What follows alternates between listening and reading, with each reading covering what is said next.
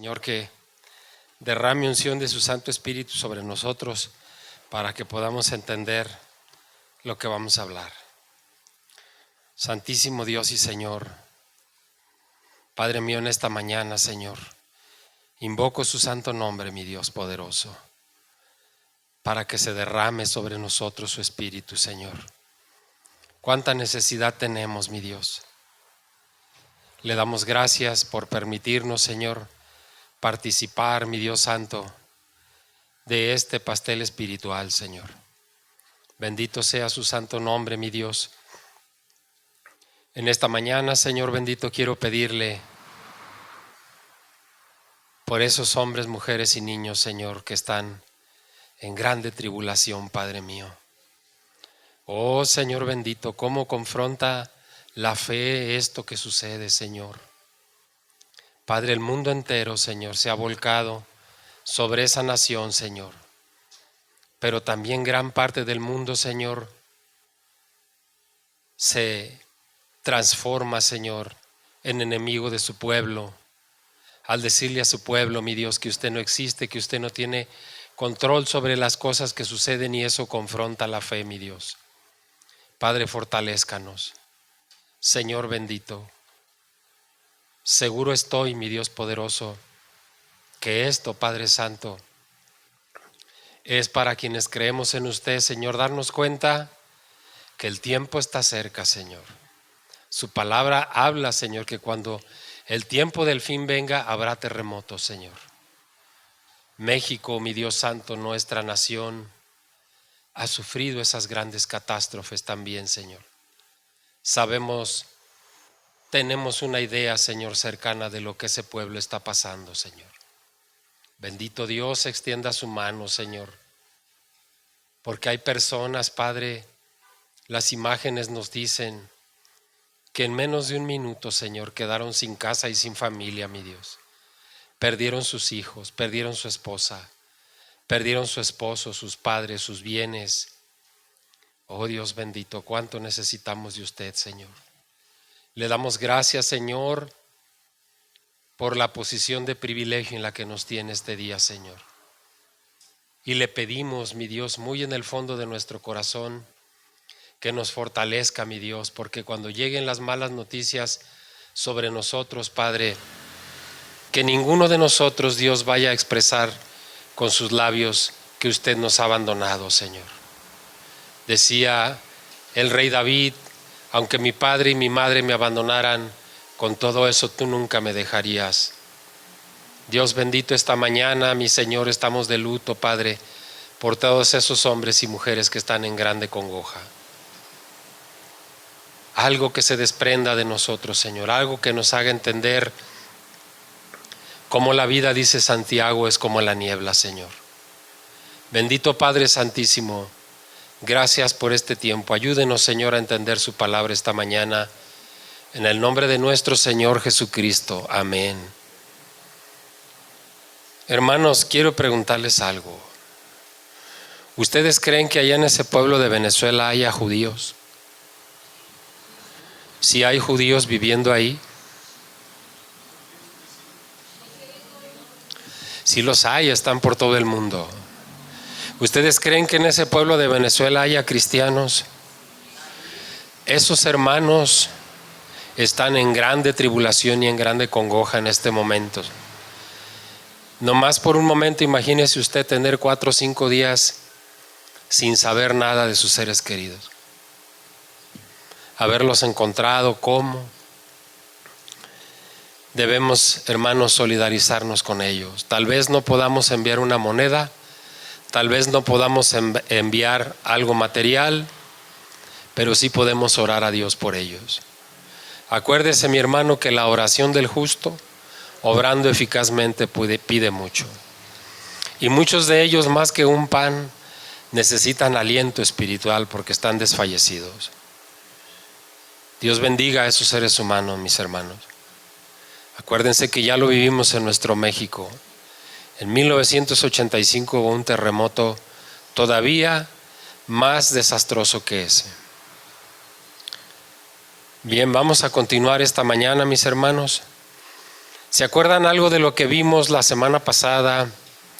Algo muy importante que vimos. Hablamos acerca de los tiempos, ¿verdad? Cómo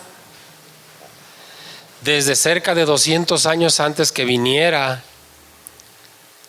la tribu de Leví, se tuvo que ordenar un sacerdocio eterno. ¿Cómo pensamos a veces? Dios desde aquel entonces, hermano, había provisto una salvación para el pueblo que estaba lleno de pecado. Acuérdense que después de la transgresión de Adán y Eva, el Señor diseñó, allá en la eternidad diseñó un plan de salvación para todos. Y ese plan se ha ido llevando paso a paso, paso a paso. En el tiempo nuestro tal vez han pasado miles de años. En el tiempo del Señor sin duda alguna no ha sido así. Miren, vayan, estamos en el capítulo 7 de Hebreos, vayan por favor al versículo 9 y 10. Vimos algo de esto la semana pasada. Acuérdense que esta epístola, mis hermanos, es muy repetitiva. Nos habla una vez y en otro capítulo nos vuelve a hablar y en otro capítulo nos vuelve a hablar de lo mismo. Es muy repetitiva, pero es necesario para nosotros. Acuérdense que la madre de la enseñanza es la repetición. El estar repitiendo y repitiendo es lo que nos permite retener, aprender. Entonces el versículo 9 dice: y por decirlo así, en Abraham pagó el diezmo, también Leví, que recibe los diezmos. No dice que recibía los diezmos, sino que recibe los diezmos. Y fíjense en esa frase, por decirlo así, por llamarlo de alguna manera. En Abraham pagó el diezmo también Leví. ¿Existía la tribu de Leví? En ese entonces, ¿qué dijimos? ¿Existía ya la tribu de Leví? No existía, mis hermanos. Todavía ni siquiera nacía el primer hijo de Abraham. Ahora vean el versículo 10. Porque aún estaba en los lomos de su padre cuando Melquisedec le salió al encuentro. ¿Quién estaba en los lomos de su padre? ¿De quién habla? ¿De quién? De la tribu de Leví, exactamente. Cuando nosotros vemos, escuchamos, leemos el pasaje donde Dios le permitió ver algo de él a Moisés, ¿qué le permitió ver? ¿Cómo dice el relato? Que Dios le permitió a Abraham ver ¿qué? A Moisés. Sus lomos. Y cuando le dice que le permitió ver sus lomos, sabemos perfectamente que se refiere a la espalda, ¿correcto? Pero aquí tiene otro significado, tiene otra connotación, porque aún estaba en los lomos de su padre. Y dijimos la semana pasada, Leví no la estaba cargando literalmente a Abraham. Esto es importante que lo entendamos. Cuando se refiere aquí dice, porque aún estaba en los lomos de su padre, quiere decir que Leví aún estaba en la simiente de Abraham, en el semen de Abraham. Todavía no venía la tribu, todavía no tenía ni su primer hijo. Isaac no había nacido, por lo tanto Jacob, que es quien da lugar a las 12 tribus de Israel por medio de sus 12 hijos, todavía no existía. No figuraba en el mapa para nosotros, para aquel pueblo, pero en la mente de Dios ya estaba. Entonces cuando dice aún no estaba en los lomos de su padre, cuando dice porque aún estaba en los lomos de su padre, se está refiriendo a eso, a la tribu de Leví, que la tribu de Leví iba a salir de la simiente, del semen prácticamente de Abraham. Entonces hoy vamos a continuar, mis hermanos. Esto es importante que lo entendamos, porque si nosotros leemos sin el estudio, sin el entendimiento, de verdad que es muy confuso entender esos versículos. Pero gracias a Dios que ha provisto, ¿verdad? Vamos a continuar el día de hoy, Hebreos capítulo 7, versículos 13 y 14. Y aquel de quien se dice esto es de otra tribu, o sea, de Cristo, de Jesús, del cual nadie sirvió al altar, de la tribu de Judá. Porque manifiesto es que nuestro Señor vino de la tribu de Judá, de la cual nada habló Moisés tocante al sacerdocio. Los hebreos no habrían tenido dificultades en aceptar la enseñanza mesiánica del Salmo 110, cuando dice: tú eres sacerdote según el orden de Melquisedec.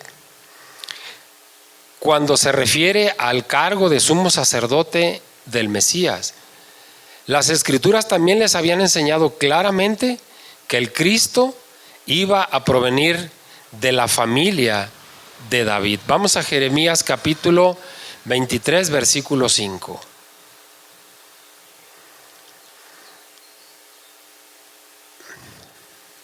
Estos profetas son importantísimos para que entendamos todo esto. Entonces, aquellos seres humanos sabían claramente que Cristo iba a provenir de la familia de David. Jeremías capítulo 23, versículo 5, dice lo siguiente: he aquí que vienen días, dice Jehová, en que levantaré a David renuevo justo, y reinará como rey, el cual será dichoso y hará juicio y justicia en la tierra. Jeremías está hablando de Jesucristo, está profetizando de Jesucristo. Ahora vamos a Miqueas capítulo 5, versículo 2. O sea, el Cristo, el Mesías, iba a venir de la familia de David y de la aldea de Belén. Miqueas 5, 2.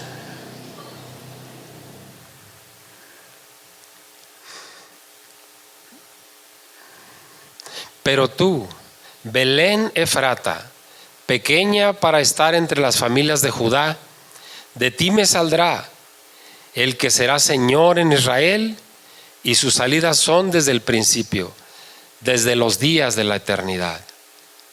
Fíjese lo que dice el profeta aquí: de ti me saldrá el que será Señor en Israel. ¿Sabe una cosa? Esa palabra Belén Efrata debemos entenderla en el contexto histórico de aquel entonces. En aquel entonces había 3 lugares que se llamaban Belén. Pero Belén Efrata era sin duda alguna el lugar de donde Jesucristo provenía. Provenía pues en el sentido de donde habitaba, ¿verdad? Porque él provenía de la tribu de Judá. Esa palabra Efrata significa fructífero, de mucho fruto. Mientras que Belén significa casa de pan.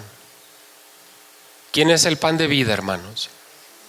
¿Se fijan por qué proviene de la casa de pan de Belén? Otras veces he insistido en esto. Fíjense la concordancia de la Escritura. Sabemos que los nombres de los hebreos hablaban de qué iban a llegar a ser ellos.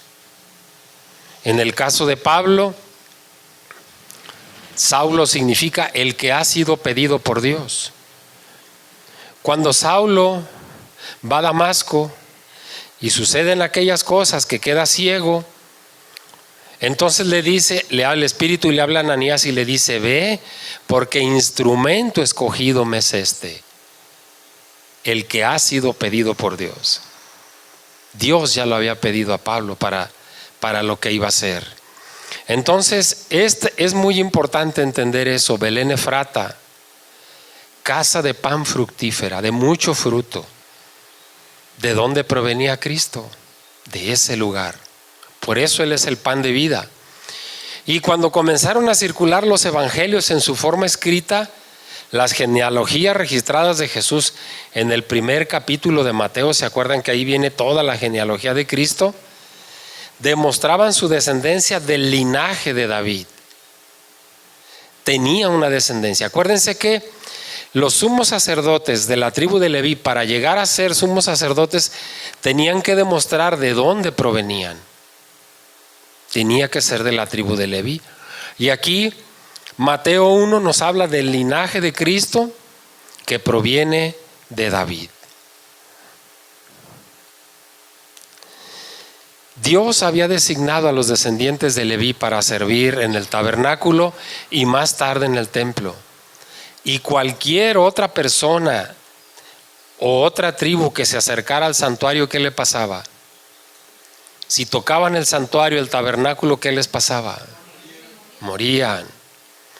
Vamos a ir a Números 4, 15 al 20. Se le da mandamiento, ¿verdad? Y le dice que va a poner a Moisés, que va a poner a los levitas en el tabernáculo del testimonio, y que cuando el tabernáculo se traslade, los levitas lo van a desarmar, y cuando haya que detenerse, los levitas lo van a armar y van a formar un cerco protector para que nadie lo tocara. Números 4, 15 al 20. Y cuando acaben Aarón y sus hijos de cubrir el santuario y todos los utensilios del santuario, cuando haya de mudarse el campamento, vendrán después de ello los hijos de Coat para llevarlos. Escuche, pero no tocarán cosa santa, no sea que mueran. Estas serán las cargas de los hijos de Coat en el tabernáculo de reunión. Pero a cargo de Eleazar, hijo del sacerdote Aarón, estará el aceite del alumbrado, el incienso aromático, la ofrenda continua y el aceite de la unción. El cargo de todo el tabernáculo y de todo lo que está en él, del santuario y de sus utensilios. Habló también Jehová a Moisés y a Aarón diciendo: no haréis que perezca la tribu de las familias de Coat de entre los levitas, para que cuando se acerquen al lugar santísimo vivan y no mueran. Se fija cómo es de enfático tanto el hebreo como el griego. Dice, para cuando se acerquen al lugar santísimo vivan y no mueran. Haréis con ellos esto: Aarón y sus hijos vendrán y los pondrán a cada uno en su oficio y en su cargo. No entrarán para ver cuando cubran las cosas santas, porque morirán. Miren, en el versículo 15 dice, pero no tocarán cosa santa, no sea que mueran. Ahora acompáñenme ustedes a Juan 20, 17. Hagan una separación ahí en esto que acabamos de leer de Números 4 y acompáñenme a Juan 20, 17. Y aquí voy a volver a lo mismo. Fíjese la concordancia entre el Antiguo y el Nuevo Testamento. Ya hablamos de que no hay nada que contradiga un versículo de otro, no existe en toda la Escritura. Juan 20, 17. Ya vimos que en Números, Jehová Dios Altísimo le dice a Moisés, pero no tocarán cosa santa, no sea que mueran.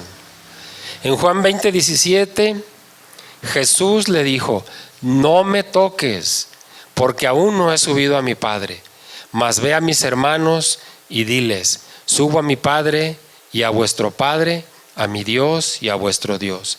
¿A qué mujer le dijo esto Jesús? No me toques. A Magdalena. ¿Por qué le diría el Señor no me toques? Respecto a lo que acabamos de leer. Porque iba a morir. El Señor era purísimo, era santísimo. Ya no estaba en la forma de hombre. Estaba en una forma totalmente divina, purísima. Si María Magdalena lo hubiera tocado, hubiera muerto. Por eso le dice, no me toques, porque aún no he subido a mi Padre. Mas ve a mis hermanos y diles. También el versículo 19 de Números dice, para que cuando se acerquen al lugar santísimo vivan y no mueran. El Salmo 110:4 en el contexto de la epístola a los Hebreos nos enseña todo esto, mis hermanos.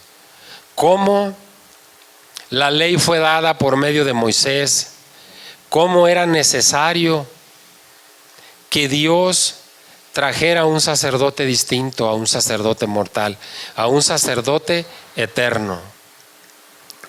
Como descendiente de David, fíjese bien, de David, no de Leví, como descendiente de David, Jesús estableció un reino que no era terrenal, un reino espiritual, un reino eterno. Entonces su sacerdocio, el sacerdocio de Cristo, es espiritual, es celestial. Y como Él es eterno, su sacerdocio también es eterno. Jesús pertenece por linaje terrenal a la tribu de Judá, en la cual no había sacerdotes. Sobre esta se había establecido el trono, de donde provenían grandes reyes en la antigüedad, como David y Salomón, de la tribu de Judá. Entonces, ¿cómo podría un rey ser sacerdote y ofrecerse en sacrificio? Muy simple, fue por amor.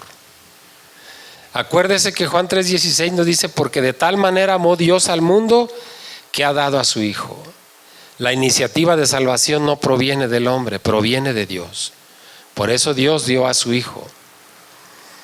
Vamos a continuar Hebreos 7, versículos 15 al 19. Allí donde estamos, Hebreos capítulo 7, 15 al 19. Y esto es aún más manifiesto: si a semejanza de Melquisedec se levanta un sacerdote distinto, no constituido conforme a la ley del mandamiento acerca de la descendencia, o sea, no constituido conforme a la tribu de Leví. Por eso dice a la ley del mandamiento acerca de la descendencia, sino según el poder de una vida indestructible. Pues se da testimonio de él. ¿Quién da testimonio de él? El Padre, cuando le dice: tú eres sacerdote para siempre según el orden de Melquisedec. Queda pues abrogado el mandamiento anterior a causa de su debilidad e ineficacia. O sea, queda pues quitado, retirado el mandamiento anterior. Escuche, no la ley, el mandamiento anterior. ¿Cuál es ese mandamiento anterior? Que todos los sacerdotes deberían de provenir de la tribu de Leví. Entonces queda pues abrogado el mandamiento anterior. ¿Por qué? A causa de su debilidad e ineficacia. Los sacrificios de animales no lograban perfeccionar al hombre, no lograban hacerlo retirarse del pecado. Y el versículo 19, y entre paréntesis, nos dice: pues nada perfeccionó la ley.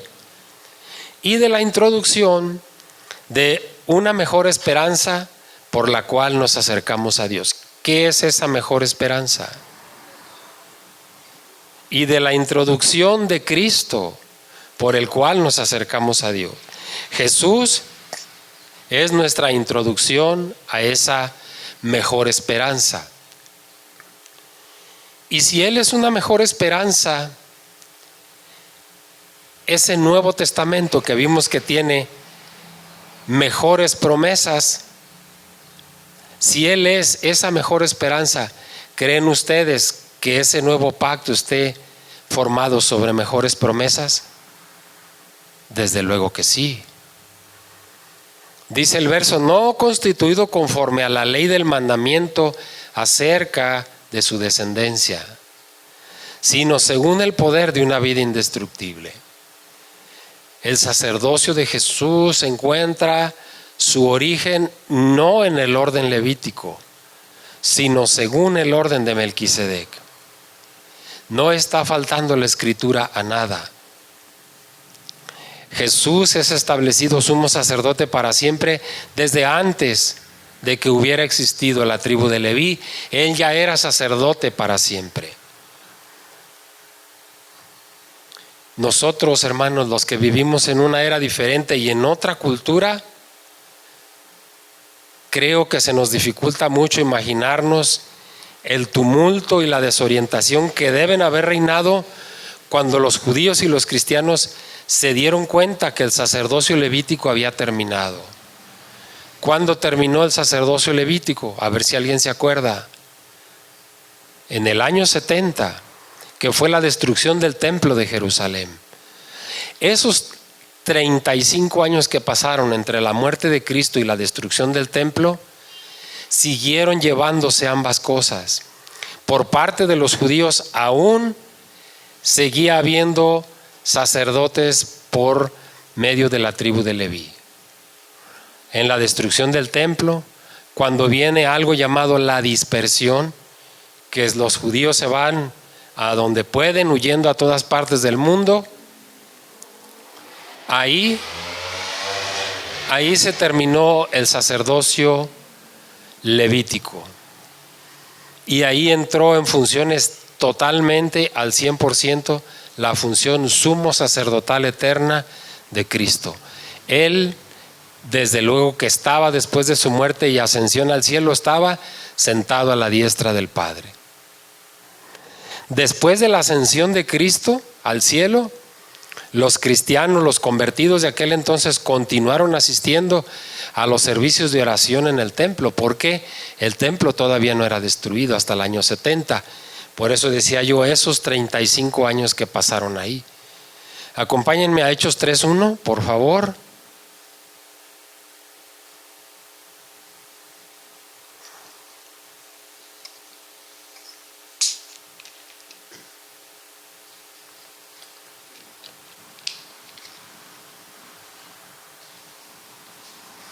Hechos 1 nos habla de la ascensión de Cristo al cielo. Por lo tanto, Hechos 3:1, ya no está Jesús en la tierra. Y dice el verso, Pedro y Juan subían juntos al templo a la hora novena, la de la oración. Aquí está la prueba, ellos seguían asistiendo al templo porque todavía no se destruía el templo. Sin embargo, ya había llegado el fin de una era, puesto que Jesús, por medio de su muerte en la cruz, había cumplido la ley. Jesús se había convertido en el gran sumo sacerdote, pero no según el orden arónico, sino según el orden de Melquisedec.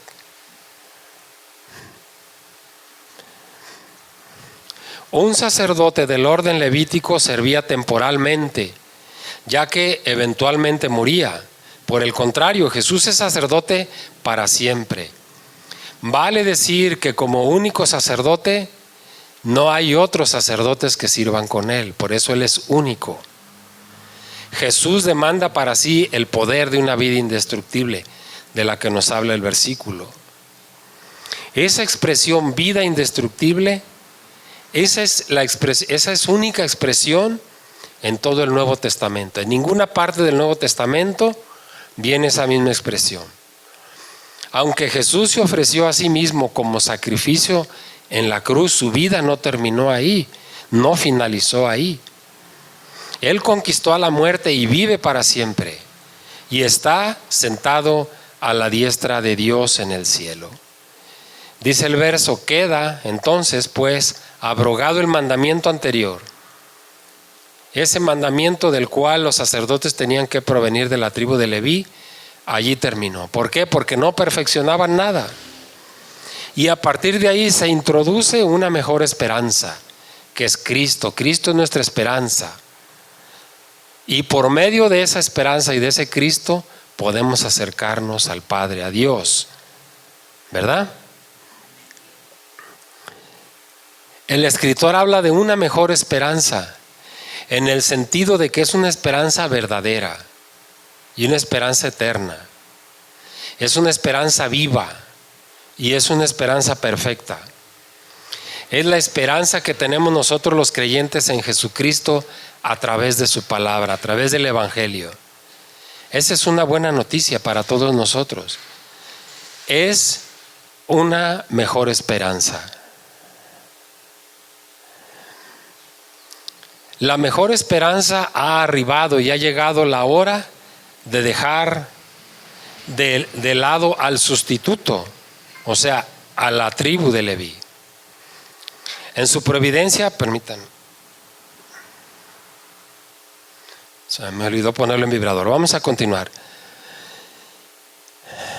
Bien, se nos dice que se introduce una mejor esperanza. El escritor no dice a quién o qué, a dónde somos introducidos, pero el contexto revela que esa mejor esperanza sin duda alguna es Cristo Jesús, nuestro sumo sacerdote. El creyente ya no necesita acercarse a Dios por medio de los servicios de un sacerdote mortal. Ahora puede ir directamente al Padre por medio de Jesucristo. ¿No dice la palabra que todo lo que pidamos en el nombre de Jesús creyendo, lo vamos a recibir, se va a hacer? ¿Verdad? Entonces la reglamentación anterior, o sea, el mandato anterior de los sacerdotes mortales era débil, era ineficiente y era inútil. No perfeccionaron nada. No leemos en ninguna parte que el sacerdocio levítico y la reglamentación que lo acompañaba careciera de valor, no. Tenían el lugar que les correspondía en la era anterior a la venida de Cristo. No obstante, el mandamiento en su relación en cuanto al sacerdocio era débil y era inútil. Fíjense cómo lo dijo David. David le dijo: tú no te deleitas en el sacrificio, que yo lo traería cuando él pecó, ¿verdad? No quieres holocausto. Y hay algunos salmos que hablan de eso, en donde dicen que el Señor ya no se complacía en los sacrificios de animales, en los holocaustos.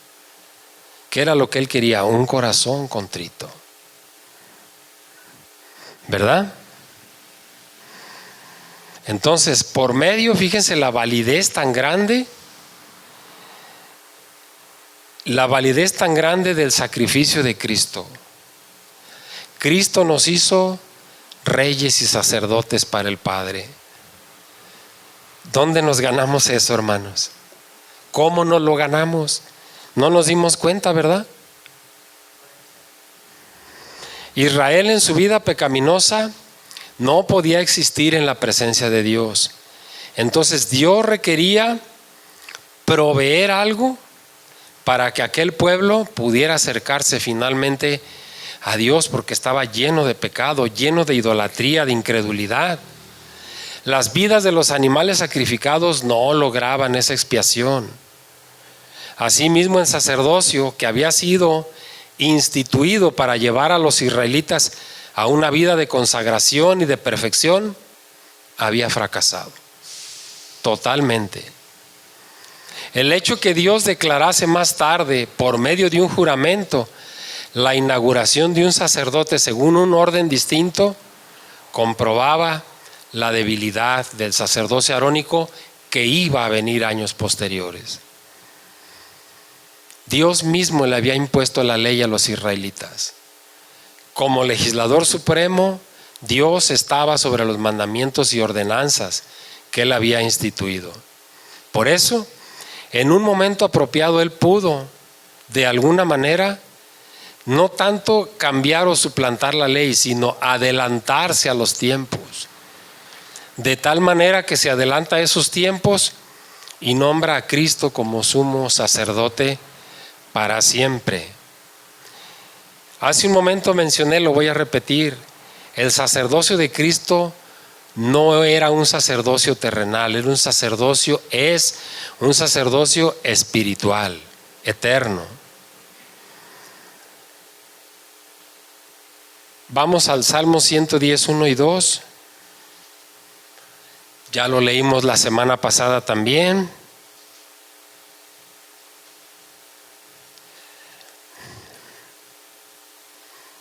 Salmo 110, 1 y 2. Jehová dijo a mi Señor: siéntate a mi diestra, hasta que ponga a tus enemigos por estrado de tus pies. Está sentado a la diestra de Dios Padre, sí, pero aún no vemos que los enemigos estén por estrado de los pies de Cristo. ¿Cuándo va a suceder eso?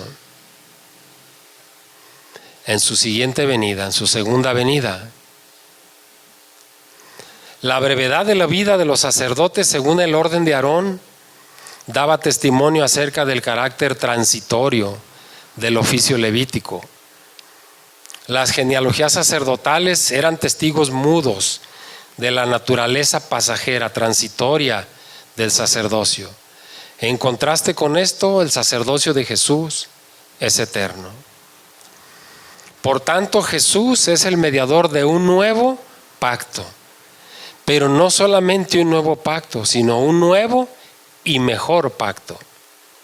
Este pacto puso a la iglesia y a todo creyente bajo una luz más clara, la luz del Evangelio, bajo una libertad más perfecta y sobre privilegios más abundantes. En el orden de Aarón había una multitud de sacerdotes, sumos sacerdotes, uno tras otro.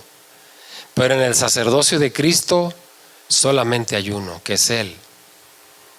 ¿O irá a haber alguna sucesión después de Él? No, ¿verdad? Su sumo sacerdocio es eterno.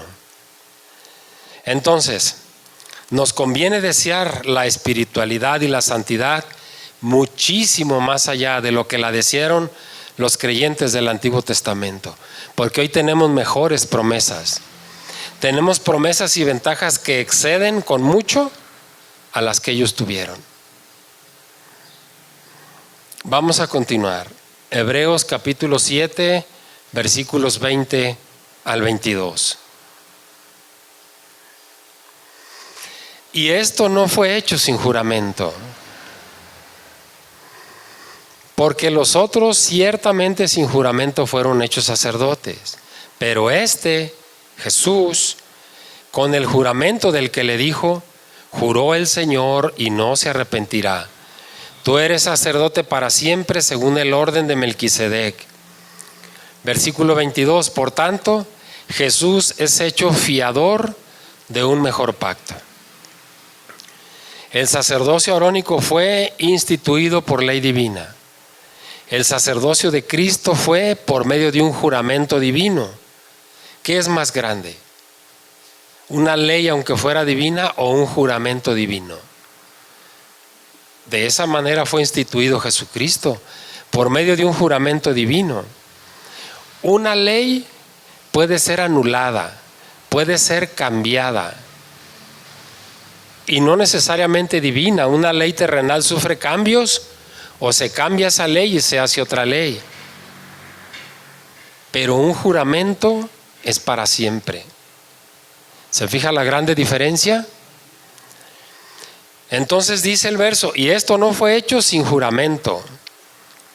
Y a causa de este juramento, hermanos, entonces es que Jesús ha venido a ser fiador de un mejor pacto. Esta palabra "y" es significativa, ya que la misma aporta una prueba adicional de la superioridad de Cristo. Esa prueba viene de la primera parte del Salmo 110, que hemos leído muchas veces. ¿Cómo llegó a ser Cristo sacerdote? El Salmo 110:4 expresa indudablemente que Dios hizo un juramento cuando designó a Cristo. Esto es único. Dios le dijo a Moisés que consagrara a Aarón y a sus hijos al sacerdocio. Pero Dios en ese entonces no lo hizo por medio de un juramento, sino por medio de un mandato. Según los criterios humanos, debiera haber sido el mismo Cristo, no Dios, quien hubiese hecho un juramento al tomar su cargo. Por ejemplo, un presidente, un mandatario, un magistrado, un presidente municipal, cuando toma un cargo, ¿qué hace? Él mismo, ¿verdad?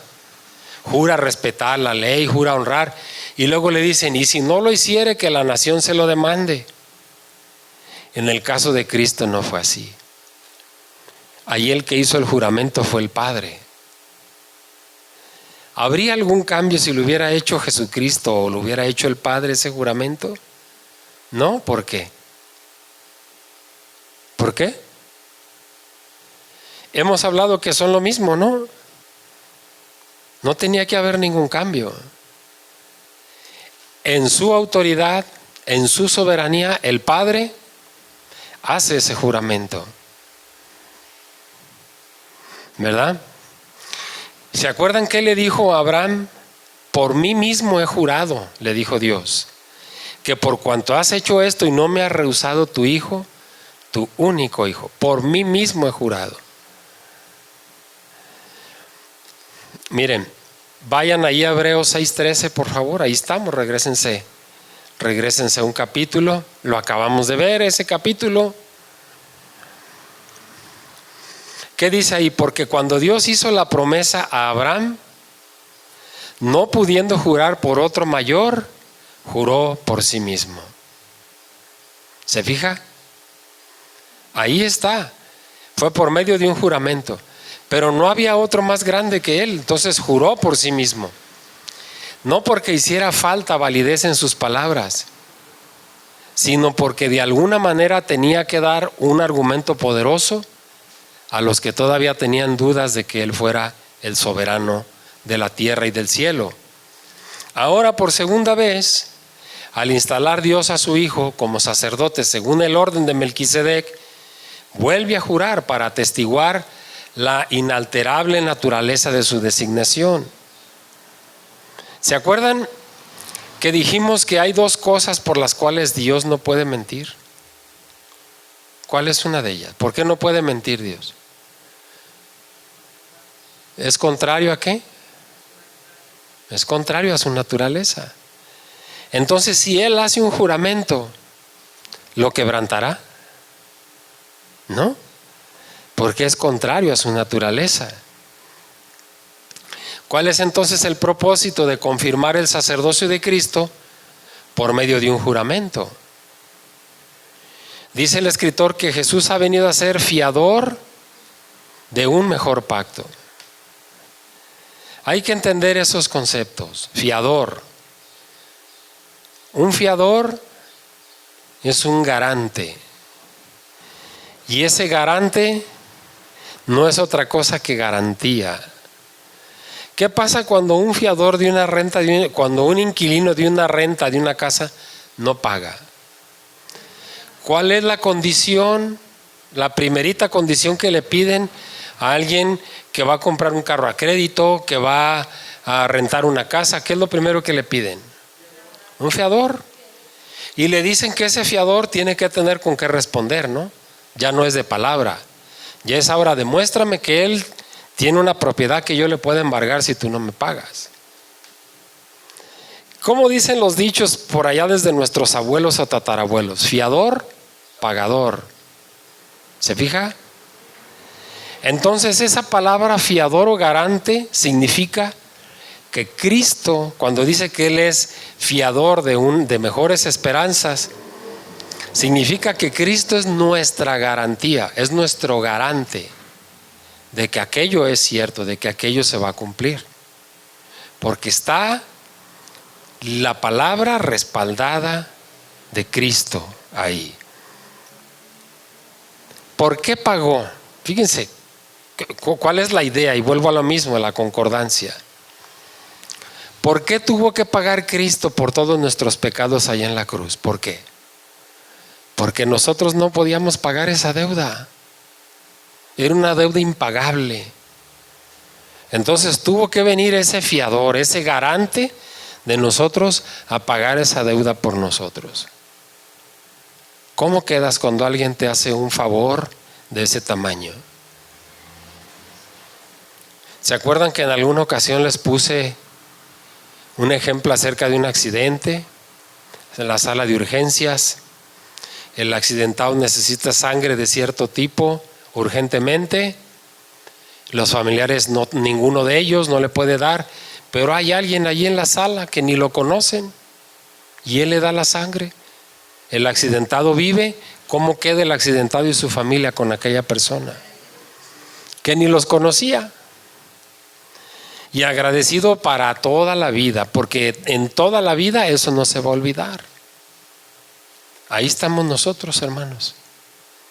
Esa palabra fiador es un sinónimo del vocablo mediador, porque hay un solo mediador entre Dios y los hombres. ¿Quién es? Porque hay un solo fiador entre Dios y los hombres: Jesucristo. Vayan a Juan 14:3, por favor.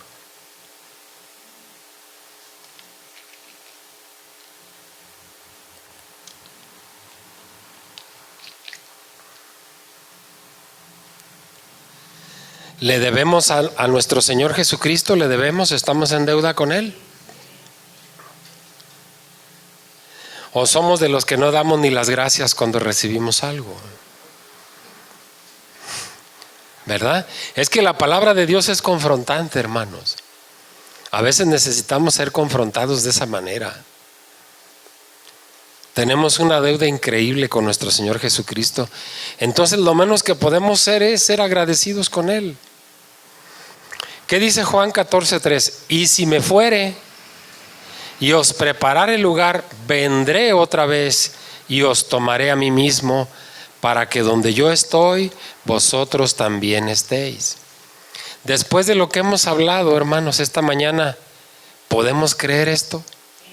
Que el Señor está preparando un lugar allá donde Él está para nosotros, y que cuando venga nos va a llevar, porque aquí está su palabra, para que donde yo estoy, vosotros también estéis. Es una garantía. Esto es una garantía, ¿verdad? Entonces, al ser beneficiados con un mejor pacto, esa palabra pacto, hace mucho hablamos de ella. Es una palabra en el hebreo que es el vocablo berit, que significa también alianza y testamento. El Nuevo Testamento es un nuevo pacto. El Nuevo Testamento es una nueva alianza. ¿Sí? El pacto que Dios hace con su pueblo es un acuerdo entre dos partes o dos pactantes. Las promesas son: pondré mis leyes en sus mentes y las escribiré en sus corazones. Lo habla el profeta Joel, ¿verdad? Dice Dios: yo seré su Dios y ellos serán mi pueblo. Pero hay una condición para todo esto: la fe en Jesucristo. No hay muchas condiciones. Ya hablamos acerca de cuando vas a hacer alguna compra en una tienda departamental, qué sé yo, cuando solicitas una tarjeta de crédito. Muchas condiciones. Tienes que poner el teléfono de uno o dos familiares tuyos que no vivan contigo. O sea, una serie de cosas. Declarar cuánto ganas, etcétera, ¿no? Y aquí, la única condición que hay se llama fe. ¿Se fija el poder de la fe? Solamente esa condición hay. La fe en Jesucristo. Porque no hay otra cosa, mis hermanos, que nos vaya a llevar al reino eterno de Dios más que la fe. No son las obras, ¿verdad? Es la fe.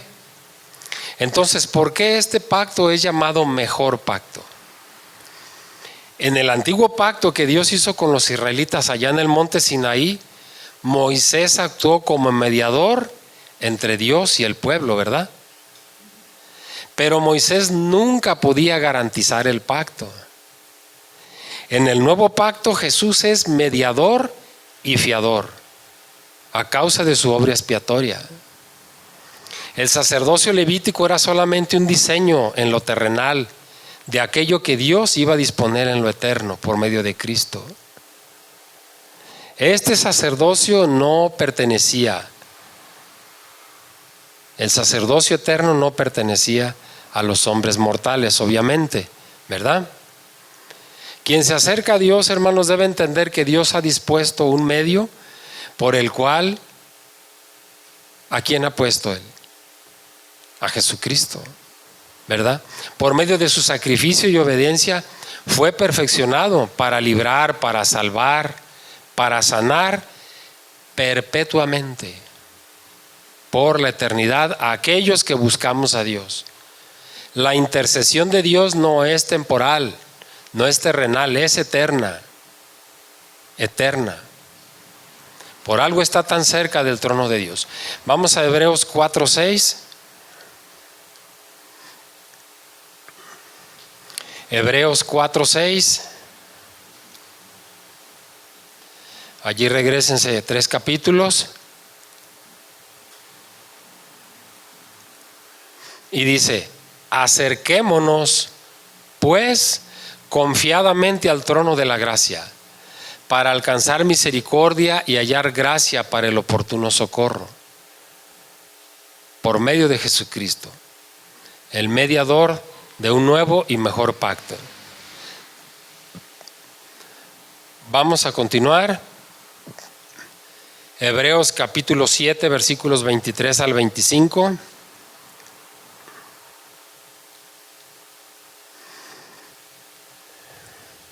Hebreos 7, 23, 25. Y los otros sacerdotes llegaron a ser muchos, los de la tribu de Leví, debido a que por la muerte no podían continuar. Mas Jesucristo, por cuanto permanece para siempre, tiene un sacerdocio inmutable, inamovible, por lo cual puede también salvar perpetuamente a los que por él se acercan a Dios, viviendo siempre para interceder por ellos. Fíjese esa palabra, siempre. Viviendo siempre para interceder por nosotros. En este pasaje, el escritor menciona una razón adicional por la que el sacerdocio de Jesús difiere del de Aarón. El sacerdocio levítico atestiguaba su transitoriedad, era transitorio, por medio de la muerte de aquellos que ejercieron esas funciones sacerdotales. Jesús es eterno, ocupa un cargo eterno como intercesor a favor de nosotros.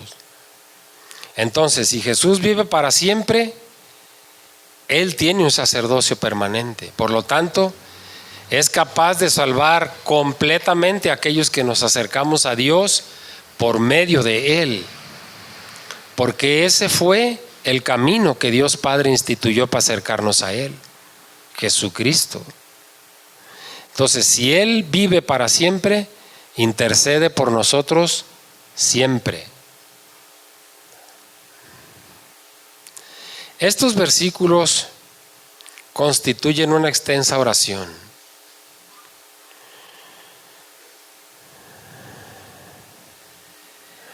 Vamos a ver qué propósito tiene el sacerdocio permanente de Jesús.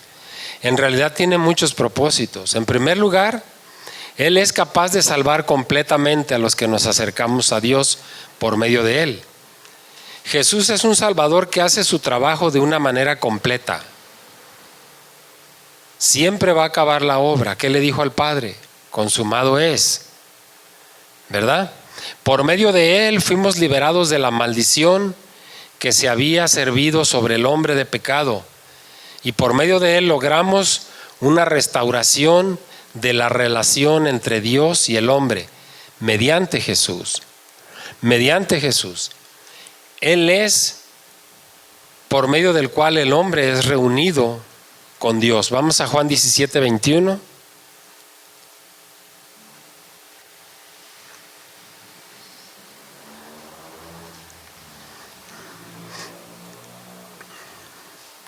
Juan 17:21. Para que todos sean uno, como tú, oh Padre, en mí y yo en ti, que también ellos sean uno en nosotros, para que el mundo crea que tú me enviaste. Debe ser un sueño largamente anhelado por todos nosotros, hermanos, llegar a ser uno con Dios, llegar a ser uno con Jesucristo. ¿No le parece, hermano? ¿Verdad? ¿No enseñó Jesús acaso: nadie viene al Padre sino por mí? ¿Verdad? Entonces el escritor de Hebreos repite este mismo pensamiento y nos recuerda a aquellos lectores y a nosotros que las oraciones a Dios deben ser ofrecidas en el nombre de Jesús. De esa manera llegan al Padre. El saber que Jesús está siempre orando por nosotros en el cielo, nosotros debemos anhelar, tener el anhelo en nuestro corazón de estar con Él, de tener esa comunión con Él, esa relación de ida y vuelta. Tenemos la certeza de que así como Él vive eternamente, así podremos nosotros vivir eternamente con Él. ¿Verdad? Ahora vamos a Dios en oración, pero al fin de nuestra vida terrenal, Él nos va a llevar directamente a la morada eterna. Directamente a la morada eterna. Es una promesa de Dios. Lo acabamos de ver. Para que donde yo esté, vosotros también estéis. Bien.